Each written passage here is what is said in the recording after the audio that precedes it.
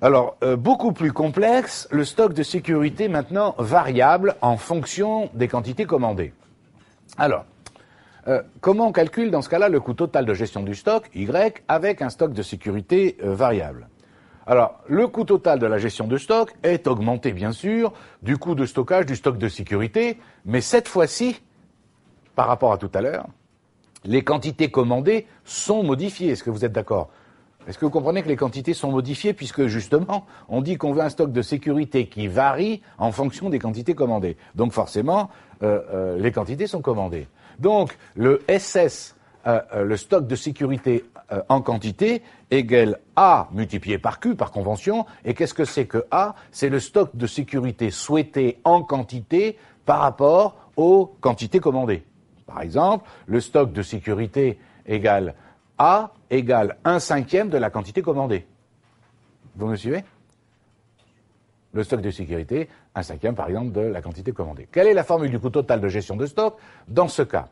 Eh bien, YE égale, je vous ai mis les deux cas comme tout à l'heure, soit la période est l'année, soit la période est inférieure à l'année. Donc YE, le coût total de la gestion du stock, le principe est toujours le même, le coût de passation des commandes, plus le coût de possession, plus le coût du stock de sécurité, eh bien c'est égal à D sur Q fois CL, coût de passation des commandes, plus Q sur 2 fois P fois T, le coût de possession du stock, plus A fois Q fois P fois T. Ça, c'est le coût du stock de sécurité.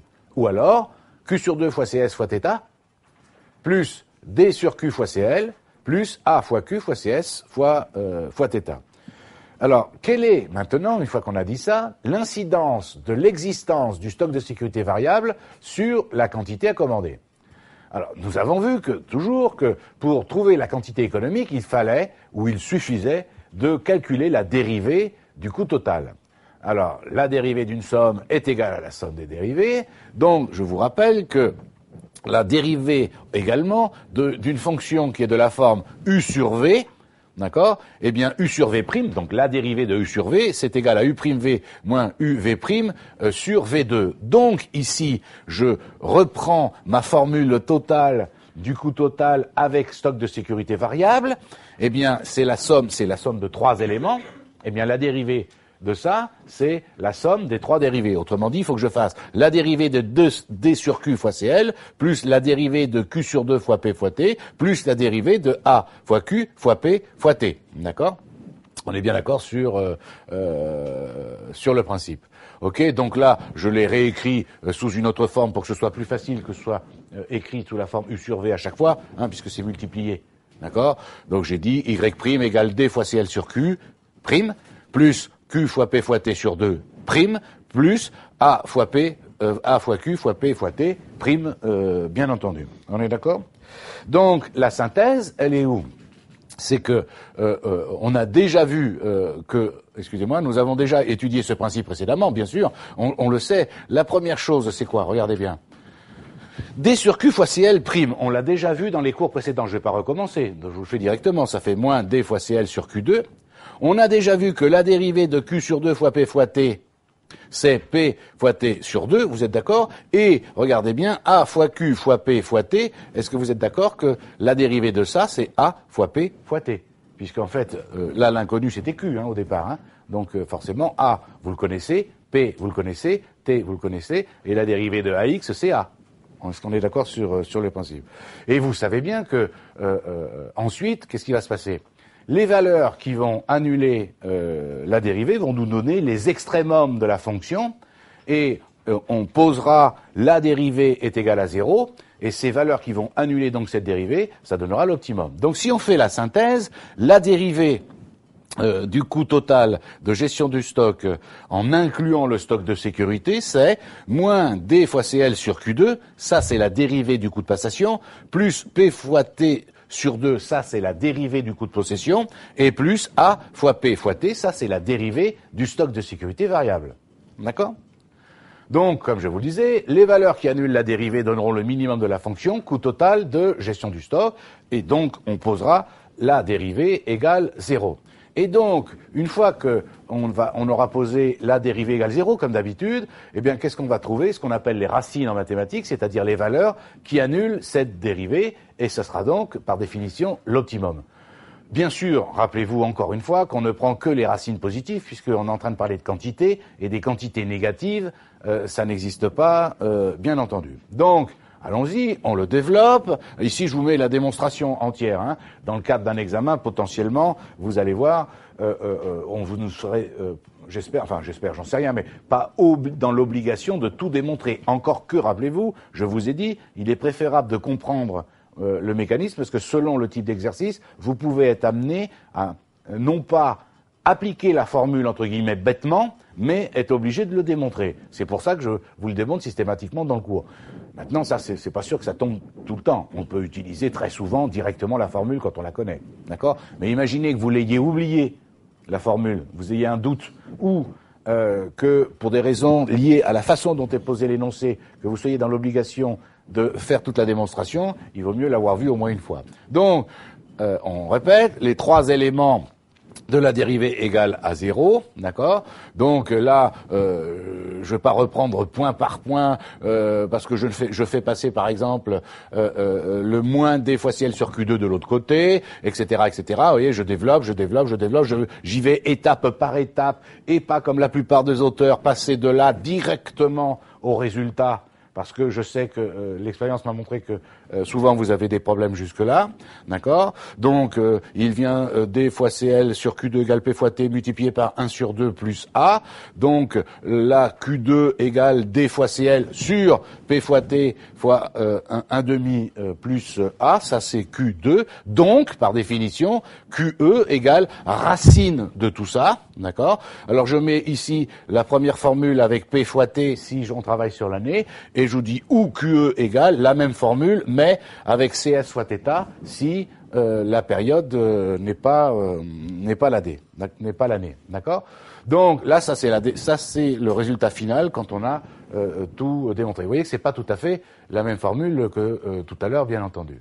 Et donc la conséquence, c'est que la quantité économique à commander est modifiée par l'existence d'un stock de sécurité variable. Ça va, vous me suivez ? Je vous rappelle que tout à l'heure, on a dit et on a montré que la quantité à commander n'est pas modifiée avec un stock de sécurité fixe. Là, vous voyez que ce n'est pas la même chose. Donc, comme dans les cas précédents, et logiquement, le coût total de la gestion de stock est augmenté du coût du stockage, du stock de sécurité. Ça, c'est d'accord. Je voudrais que faudra pas que vous confondiez deux choses. Dans tous les cas de figure, le coût total du stockage est augmenté du stock de sécurité. Ça, c'est sûr, de toute façon. En revanche, ce qui change entre un stock de sécurité constant et un stock de sécurité variable, c'est la quantité économique à commander.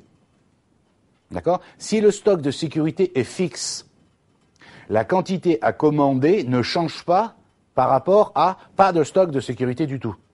Puisque comme c'est fixe, la dérivée d'une constante est nulle. En revanche, quand le stock de sécurité est variable, non seulement le coût total de gestion de stock est augmenté, mais en plus, la quantité économique est modifiée par rapport à ne pas avoir de stock de sécurité. Ça va, c'est clair ? Vous faites bien toutes les différences. Donc, on va appliquer avec un exemple, j'allais dire tout simplement. Donc, une société, admettons, a besoin de 50 000 articles par an. Le coût de stockage est 0,10 € par unité et par jour ouvrable. 240 jours ouvrables par an dans cette société. Vous voyez, je le fais exprès. Ça veut dire quoi là ? Ça veut dire que, évidemment, on va travailler avec CS et θ. D'accord ? Je vous mets directement, entre guillemets, le cas le plus complexe. D'accord ? Donc le coût du stockage, on nous dit, est de 0,10 € par unité par jour ouvrable, 240 jours ouvrables par an dans cette société. Le coût de passation d'une commande, 350 €. 1. Calculer la quantité économique à commander et le coût annuel de gestion de stock. Très bien, pas de problème. 2. Même question s'il existe un stock de sécurité de 1500 unités. Et troisième question, même chose, c'est-à-dire calculer la quantité économique et le coût annuel de gestion de stock. Même question s'il existe un stock de sécurité de 15% de la quantité commandée. Donc là, vous avez vraiment la totalité de ce que l'on peut vous demander. Donc, on y va. Calculer, première question, la quantité économique à commander et le coût annuel de gestion du stock. Donc, la quantité économique, je vous donne la formule, je vous la rappelle, et je l'applique bêtement, entre guillemets. Là, je me suis pas amusé à refaire les démonstrations que nous avons vues depuis 3 cours. Donc, la quantité économique égale racine de 2 fois D fois CL sur CS fois θ. Autrement dit ici, QE égale 2 fois D, c'est 50 000, CL, le coût de lancement d'une commande, 350 €, CS, 0,10 fois 240, QE égale 1208. Alors, petite remarque de rien du tout, je ne me souviens plus, je ne vais pas vous dire une bêtise, si ça tombe juste, mais enfin, bon, dans la réalité, dans l'examen, vous me mettez vous arrondissez la commande, hein. Allô? Vous arrondissez, si ça fait 2207,98, ok, vous arrondissez à l'unité. On ne passe pas des morceaux de commande dans le monde réel. D'accord? Donc personne ne viendra rien vous dire. D'accord? Le coût annuel de gestion du stock, vous vous souvenez, coût annuel de gestion du stock, là aussi, je vous donne toutes les formules et je les applique. Vous vous souvenez, il y avait deux façons de le faire. Celle que je préfère, moi, personnellement, c'est dire le coût total de gestion de stock, c'est par exemple ici le coût de possession du stock plus le coût de passation du stock. Et quand on fait ça, et qu'on le sort, on voit bien si le coût de passation égale le coût de possession. Si c'est le cas, ça veut dire qu'on est à l'optimum, vous vous souvenez. Ou alors, il y a une autre formule directe qui est de le coût total, Y égale racine de 2 fois D fois CL fois CS fois θ. Petite remarque également, je vous en ai déjà parlé la dernière fois. Moi, je cherche en fait, mon problème dans la réalité, c'est toujours essayer d'optimiser la gestion de stock. Et je vous rappelle que je n'intègre pas, là, pour l'instant, dans le coût total de gestion du stock, je n'intègre pas le prix d'achat des stocks. Et je vous rappelle que, là aussi, je vous l'ai dit, je ne l'intègre pas, tout simplement parce que le coût de gestion de stock, pour l'instant, c'est le prix d'achat des marchandises, c'est une des hypothèses de la méthode de Wilson, rappelez-vous, c'est constant.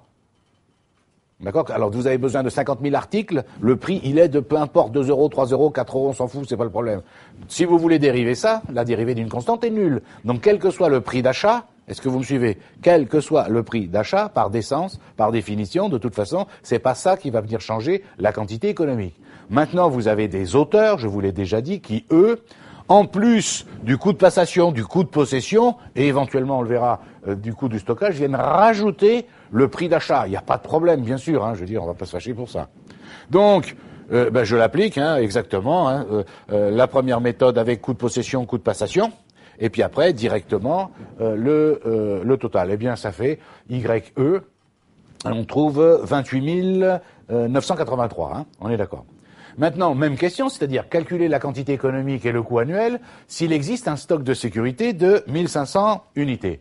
Je vous rappelle que la quantité économique, on vient de le voir tout à l'heure, elle n'est pas modifiée par le fait de posséder un stock de sécurité constant de 1500 unités. Vous êtes d'accord? On vient de le démontrer tout à l'heure. Okay, puisque c'est une constante, la dérivée d'une constante est nulle, donc la quantité économique n'est pas modifiée. C'est toujours 1208. En revanche, ce qui change, c'est le coût, là cette fois-ci, de gestion de stock. Pourquoi? Parce que le coût de gestion du stock est égal au coût de possession, plus le coût de passation, plus le coût du stock de sécurité. Et le coût du stock de sécurité ici, c'est facile à calculer, hein. C'est 1500 puisque c'est une constante, multiplié par 0,10 et multiplié par 240. YE ici, je vous le fais exprès, ça fait 28 983. Regardez bien quand même, hein. Je ne sais pas si vous vous rendez compte. 28 981 plus 36 000. Ça veut dire que le stock de sécurité coûte plus cher, un stock de sécurité constant, coûte plus cher que tout le reste. D'accord? Alors évidemment, là j'ai pris un exemple, j'ai inventé des prix unitaires, mais attention, hein, je veux dire, le stock de sécurité, vous vous rendez compte ce que ça veut dire, constant. C'est-à-dire que toute l'année, vous souhaitez avoir au minimum une certaine quantité. Alors que je vous rappelle, avec le modèle de Wilson au départ, quand on calcule QE, ça veut dire qu'on suppose implicitement qu'on est livré quand on tombe à zéro en stock. Et ça fait en forme de dent, vous vous souvenez, hein, les quantités en stock diminuent jusqu'à zéro, et dès que ça arrive à zéro, hop, on repart, d'accord? Donc évidemment, là, il n'y a pas de stock de coût en plus, puisque quand j'arrive à zéro, crac, je suis livré. Là, c'est pas pareil, d'accord? Là, c'est pas pareil dans le sens où ça veut dire que j'ai toujours en permanence 1500 en quantité, quoi qu'il arrive. Je ne sais pas si vous vous rendez compte du surcoût, bien entendu, hein, évidemment. Alors, ça fait 64 000 au lieu de 28 000, hein, et quelqu'un. Je ne sais pas si vous voyez la différence. Même question maintenant, s'il existe un stock de sécurité qui serait, on aurait choisi, une hauteur de 15% de la quantité commandée. Alors là, je vous rappelle la formule, hein, QE égale racine de D fois CL sur CS fois θ est multiplié par 1 sur 2 plus A, donc QE égale, je l'applique, D fois CL, la demande sur la période qui était de 240 jours, 50 000 fois 350, divisé par CS fois θ 0,10 fois 240 fois 1,5 plus A étant le pourcentage que vous souhaitez de stock par rapport aux quantités commandées, 0,15, 15%. QE égale 1059. Et du coup, le coût annuel de gestion du stock, alors là, évidemment, ça va pas être pareil. C'est forcément différent et c'est forcément, j'espère que vous allez là aussi intuitivement l'imaginer, plus faible que quand je veux un stock de sécurité constant. Allô ? Je veux que vous compreniez intuitivement pour voir. Vous savez, c'est ce que je crains toujours avec vous, c'est quand vous allez faire les calculs, est-ce que vous avez à un moment donné quelques secondes de présence d'esprit pour dire est-ce que ce que je calcule a un sens ? Forcément, quand le stock de sécurité est variable par rapport aux quantités commandées, forcément, le coût du stockage est supérieur à ce qu'il serait s'il n'y avait pas du tout de stock de sécurité, mais il est forcément inférieur à ce qu'il serait s'il y avait un stock de sécurité constant. Sauf à penser, là j'entends des gens, vos collègues en ligne qui vont appeler en disant non, il y a un cas de figure. Oui, sauf à penser si le coefficient du stock de sécurité est supérieur à 1. Si au lieu de prendre 0,15, je prends 1,10, et il est évident que ça changera, bien sûr. Mais ça, faut pas exagérer, ça n'existe pas. D'accord ? Dans l'esprit, mais pas dans la réalité.